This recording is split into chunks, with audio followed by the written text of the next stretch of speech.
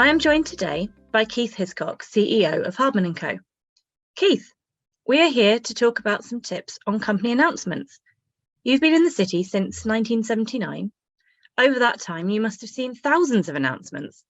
I want to ask about a couple of aspects of these statements and get your insights on how to read between the lines of what companies are saying. Let's start with people changes. What should we look for in these announcements? Thank you, Alona. So obviously company managements are critical to the investment story for businesses, but the important people to look out for are the CEO and the CFO, sometimes the chairman. Generally, they're the most important people. Now, obviously, people move jobs over time. That's inevitable. That's not necessarily bad. I mean, it might be bad in that you might have a tremendous CEO who's driven the business forward and has decided to move on to another great opportunity. That's bad news. But what I'm looking out for here in my response is what's really bad news. So the good news is generally flagged up by the company in the statement talking about the reason for leaving. So it might be for family reasons, or they might have left to pursue other opportunities. Other clues are if the statement says, we wish them well for the future, or words to that effect.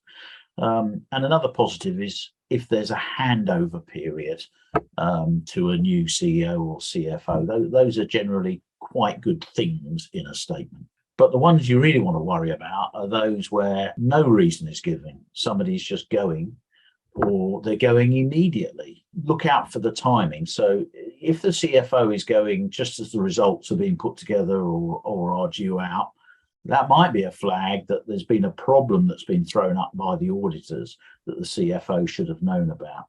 If somebody leaves without any kind of commentary about the reason for doing so, that might flag up that there's been an internal disagreement. It might be a personality clash, but it might be a big difference of opinion about strategy, for example. So as an indication of the sort of thing that can happen, let me just show you this statement from a company called Inscrew.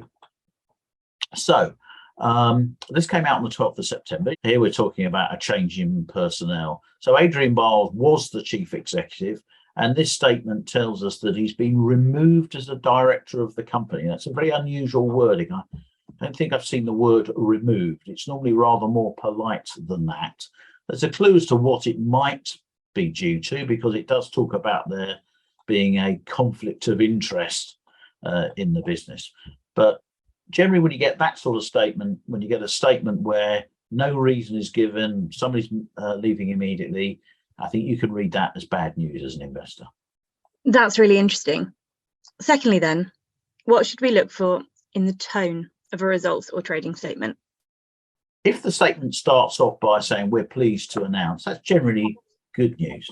However, it's always worthwhile reading to the end of a statement, because it's often the case that the good news is at the front and the bad news is at the back of the statement. When you scan through a statement, one of the things you're looking out for is words such as nevertheless. So it's all the good things are great, but nevertheless, or however, those are flags. I'm going to show you another example here of a company that reported in October, 3rd of October, and it's called Tortilla Mexican Grill. So the headline reads, tortilla demand and market conditions lead to acceleration in pipeline. That sounds like good news, doesn't it? The financial highlights tell us that the revenues increased by 30%, like for likes up 19%.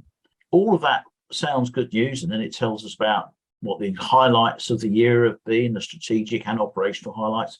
Then we get to current trading and outlook, and it's at this point that things start to go a little pear-shaped.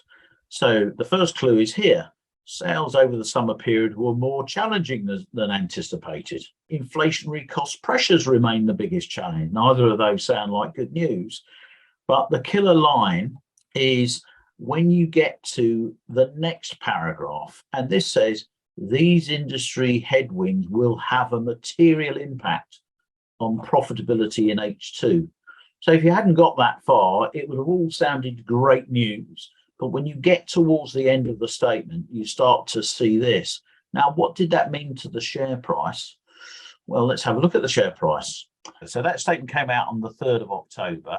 The shares ended the day at 97p. A couple of days before, the share price was about 170p, and it fell 70% in the next 2 days before the announcement. The share price went on to fall further from that day's trading. So I think that's a perfect example where if you just read the headline and the first few paragraphs, you'd have said, well, that's great news, I can move on to the next one. It's only when you get to the end of the statement that you find the bad news. So I would always recommend people read through to the end of the statement. Sometimes companies, I think, almost make the statement deliberately very, very long so that people don't get to the end of the statement. But it's worthwhile doing. I've given you some flags. If the words nevertheless or however appear, I focus on those paragraphs. So I think that's the main thing to look for in terms of the tone. Well, Keith, thank you for that. You've given us some really interesting pointers to add a bit of colour around different announcements, help understand the subtext to what's being said. Thank you. To our viewers, I hope you enjoyed this discussion. Please don't forget to like and subscribe to our channel. We really appreciate your support. Until next time, bye for now.